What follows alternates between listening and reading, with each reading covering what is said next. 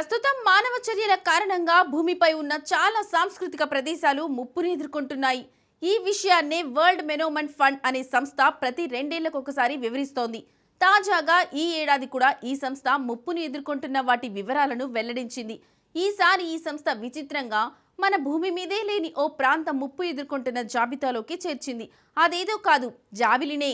చంద్రుడు కూడా ముప్పు ఎదుర్కొంటున్నట్టు ఆ సంస్థ వెల్లడించింది. అసలు చంద్రుడు ముప్పు ఎదుర్కోవడం ఏంటి? మనుషుల ద్వారా చంద్రుడికి ప్రమాదం పొంచి ఉందా? చంద్రుడు ఎలాంటి ప్రమాదాన్ని ఎదుర్కొనున్నాడు? Watch the story.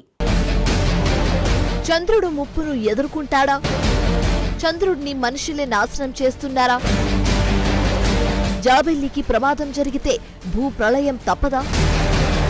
ప్రపంచంలో రిస్క్లో ఉన్న వాటి జాబితాలో కొన్ని చేరుతున్నాయి. ఇప్పుడు ఆ జాబితాలోకి సాంత్రిక ప్రదేశాలు చేరాయి. రిస్క్లో ఉన్న ప్రదేశాల జాబితాను ప్రతి 2 ఏళ్లకోసారి వరల్డ్ మెనూమెంట్ ఫండ్ WMF అనే సంస్థ విడుదల చేస్తుంది.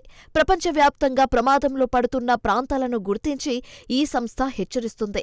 చారిత్రక నీటి వ్యవస్థ లేదా భారత బౌలీలు, కాంబోడియా ఆలయాలు వంటివి ఉన్నాయి. అయితే ఈ ఏడాది తొలిసారి భూమి ఆవల ఉన్న అంతరిక్షంలోని ప్రదేశాన్ని కూడా ఈ రిస్క్ జాబితాలో WMF చేర్చింది. ప్రమాదాన్ని ఎదుర్కొంటున్న ఆ ప్రదేశం పేరు వింటే మనకు ఆశ్చర్యం కలగకమానదు. అదేదో కాదు, చంద్రుడు. మూన్పై ఉన్నది నిర్జీన గుంటలున్న బంజారు భూమి. భూమికి చెందిన సహజ ఉపగ్రహం చంద్రుడు. ఇప్పుడు ముప్పును ఎదుర్కొంటున్న సాంస్కృతిక ప్రదేశాల్లోకి చంద్రుడు చేరాడు. చంద్రుడిపై 90 ప్రదేశాలు ముప్పును ఎదుర్కొంటున్నట్టు WMF చెప్తోంది. మనుషుల నుంచి చంద్రుడి రక్షణ అవసరమని ఫండ్ వివరిస్తోంది. అసలు ముప్పును ఎదుర్కొంటున్న సాంస్కృతిక కట్టడాల్లో చంద్రుడిని ఎందుకు చేర్చారు? దీనికి కారణాలు కూడా ఉన్నాయి. ప్రపంచ దేశాలు అంతరిక్ష రేస్లో పరుగులు పెడుతున్నాయి.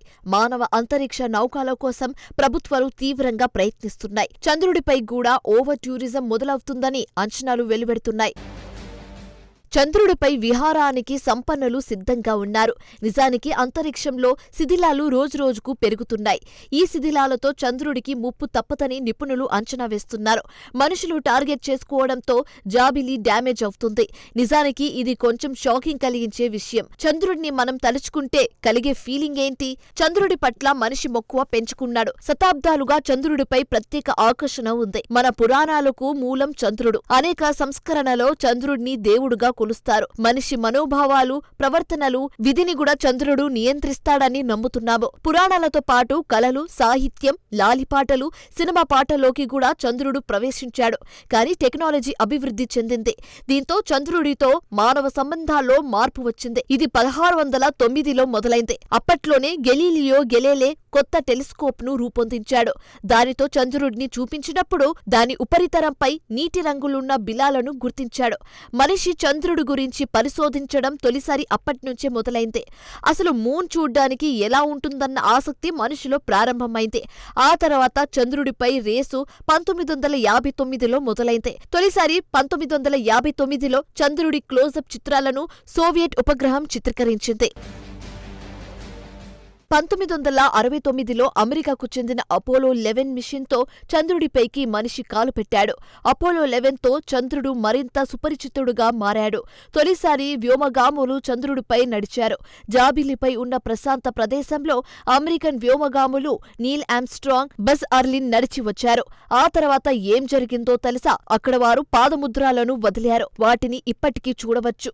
అంతేకాదు, వారు 106 కళాఖండాలు, పనిముట్లు, ఆహార ప్యాకేజీలు, వెట్ వైప్స్, 100 ప్యాకెట్ల యూరిన్, మలాన్ని కూడా అక్కడే వదిలేసి వచ్చారు. వాస్తవానికి అపోలో 11 మిషన్ అనేది ఓ ఇంజనీరింగ్ మైలురాయి.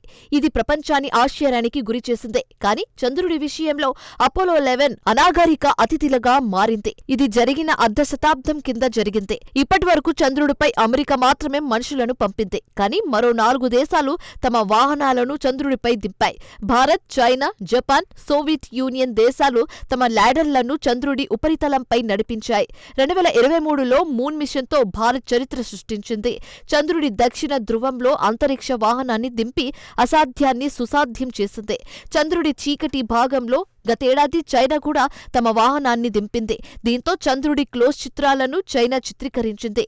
చంద్రుడిపై మరిన్ని ప్రయోగాలను చేపట్టేందుకు అగ్రదేశాలు సిద్ధమవుతున్నాయి. అంతేకాదు ప్రైవేట్ వ్యక్తులు కూడా చంద్రుడిపై కన్నేశారు. అందుకు ప్రత్యక్ష నిదర్శనం స్పేస్ ఎక్స్.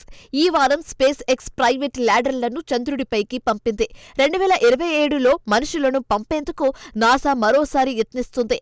ఆ తర్వాత చంద్రమండలంపైకి ప్రైవేట్ వ్యక్తులు కూడా చేరుకునున్నారు.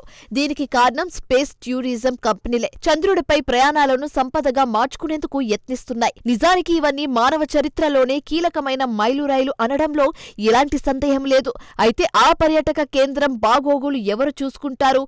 చంద్రుడిని ఎవరు రక్షిస్తారు? ఆర్టెమిస్ ఒప్పందాలు ఏర్పాటవుతున్నాయని ప్రభుత్వాలు చెప్తున్నాయి. వాటి ద్వారా చంద్రుడి రక్షణ చర్యలు చేపడతామని భావిస్తున్నాయి.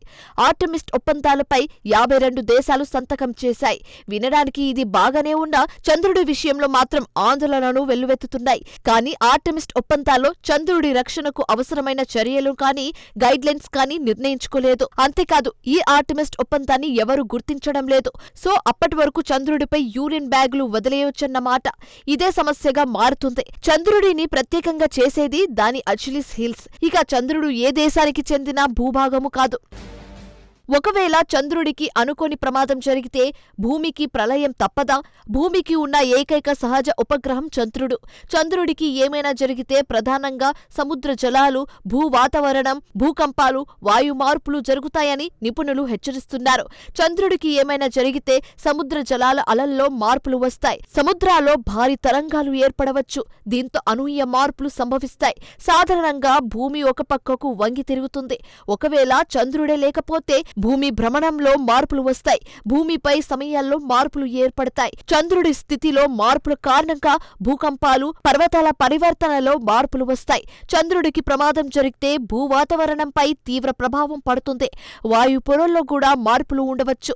అందుకే చంద్రుడిని రక్షించవలసిన అవసరం ఉంది. ఒంటరిగా ఉన్న చంద్రుడిని రక్షణ కల్పించాల్సిందే మనిషే. ఆధునిక టెక్నాలజీతో మన ఊహతో అయినా, మన రోబోలైనా, చెత్తతోనైనా దాన్ని మరింతగా అధ్వానంగా మార్చకుండా చూడాలి. చంద్రుడికి మనం రుణపడి ఉండాం. మనకున్న ఏకైక సహజ ఉపగ్రహాన్ని రక్షించుకోవాల్సిన అవసరం మనపై ఉంది. మనిషి పరిశీలన, ఆలోచాత్మక రక్షణ పరికరాలు అందుకు ఉపయోగించుకోవాలి. ఎందుకంటే మనిషి చంద్రుడిపై చేసే ఏదైనా సరే దానిపై శాశ్వత ప్రభావం ఉంటుంది. అందుకే జాబిలి విషయంలో బాధ్యతాయుతంగా ఉండి మరింత ప్రేమించాల్సిన సమయం వచ్చింది. లేదంటే చంద్రుడి విధ్వంసంతో భూమికి ఎలాంటి విపత్తు వస్తుందో చెప్పలేము.